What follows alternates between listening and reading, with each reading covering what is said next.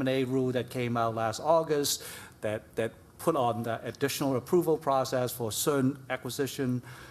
So those are all signs that are not necessarily welcomed by foreign investors. So what's your view on that?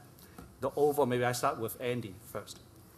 Well, I mean, I think going back to the cuckoo discussion and crazy decisions, I mean, there's always a spectrum of forces at work anywhere you're at, China, the U.S., and there's right-wing, left-wing, nationalistic, pluralistic. And I think some of the things that have come out are simply some elements in China gaining a bigger voice in some areas. Just like in the U.S., again, our process is different, but when Sinuk came in and was looking at buying a U.S.-based oil company, big hue and cry came about, and I think that was misread in China in a bit to say, well, the U.S. isn't going to let us buy them. Well, I don't think that was the case. The case was there was a process that was going to go through the process, but they mistook the discussion in the press for what the U.S. government was going to do because, of course, the two systems are different.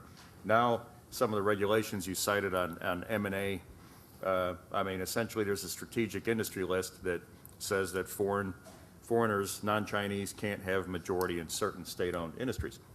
And that's not unlike some of the airline rules in the U.S. or some other national defense industries in other countries, and they're kind of putting a fence around some of the same things for some of the same reasons. So I think it's incumbent upon investors to, if they think they can create value by investing in some of these enterprises, we have to go make the case. I don't think that's been tested yet. So I can't say that it's not restricting anything I'm doing now. Okay.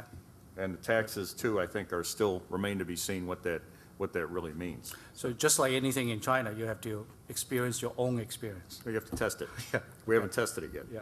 And Wilbur, what's your view on that?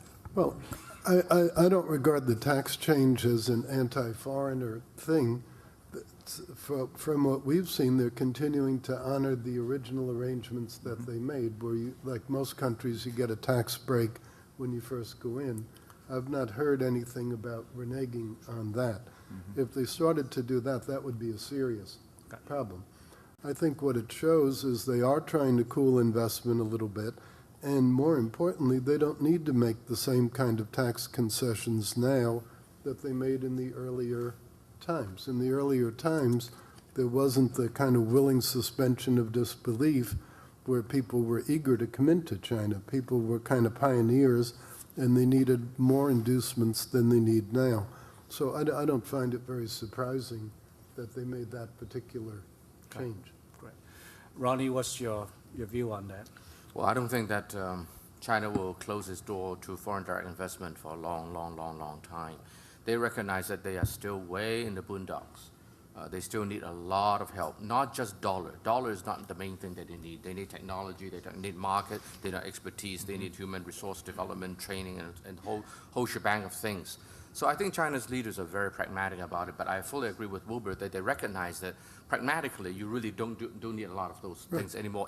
Instead, they really need to stimulate their domestic market. And after all, the American economists have been saying that for a long time. China recognizes it. And so by, slowing down a little bit about the foreign direct investment, those kind of things, they can focus attention to the domestic market, which is, I think, the right thing to do. Thank you.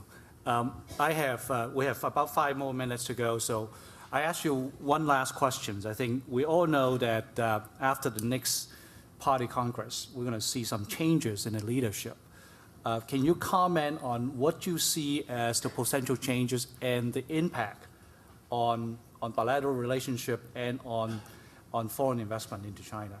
I'll start with Andy. Can I start with you? I can't really comment too much on that. Okay. Okay, I think GE has to be very careful with all the investment in China. Wilbur, any particular observation on that? Well, frankly, I'm more worried, as I mentioned, about the change in leadership that's forthcoming in this country and what it might imply. So you echo what Ronnie was saying. The biggest worry here is the city south of here, huh? Yeah. Okay, good. Ronnie, you're the closest to the leadership there. Well, I'm not that close to the leadership to start with, but anyway. You don't give them gifts? No. Around 1998, somebody who's going to speak tomorrow, that's Bill Bradley, you can ask him that. Bill Bradley was introduced to me in Europe, in Davos one year. And he said, Ronnie, I heard, I checked around, I want to know about China, and check around, several people point to you. So tell me about China. He only asked me one question, and that is, who will be the next generation of leaders? Which he was anticipating the change of government around 2000.